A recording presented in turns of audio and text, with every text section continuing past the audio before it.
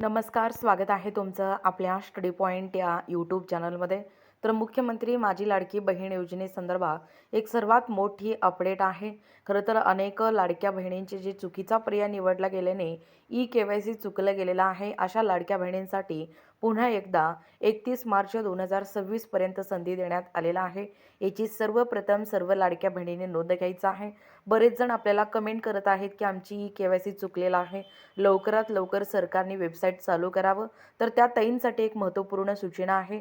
ई-के-वाय-सी ही जी प्रक्रिया आहे ती ऑनलाईन शेड्यूल या ठिकाणी एकूणच ओपन झालेला आहे. वेबसाईटवरती तुम्ही करू शकता दुरुस्ती. बघा, ज्या लाडक्या बहिणींना 17वा आणि 18वा हप्ता आला नाही, त्याची मुख्य कारणे काय असतात? तर हप्ता न येण्याची 5 मुख्य कारणं आहेत.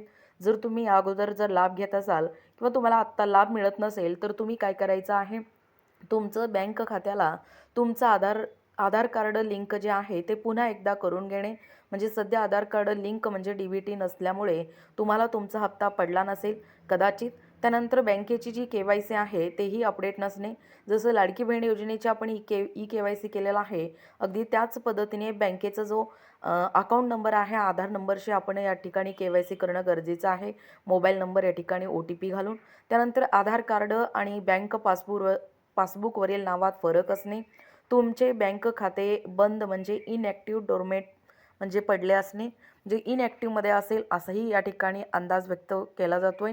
त्यानंतर अर्जामध्ये काही त्रुटी राहिल्यामुळे अर्ज मंजूर न होणे. हे जी प्रमुख 5 कारणे आहेत, त्या कारणाला तुम्ही लगेचच या ठिकाणी ही जी कारणं शोधून लगेचच तुम्ही अपडेट राहणं गरजेचं आहे. जसं की तुम्हाला इथून पुढे सर्व लाडकी बहीण योजनेचे हप्ता दरमहा ₹1500 लाभ तुम्हाला मिळू शकतोय. लवकरात लवकर के-वाय-सी करा. आधार कार्ड या ठिकाणी बँक खात्याला लिंक करा. खाते ॲक्टिव्ह करा आणि अर्जामध्ये काही त्रुटी दूर असल्यास त्याही या ठिकाणी दूर करा. धन्यवाद.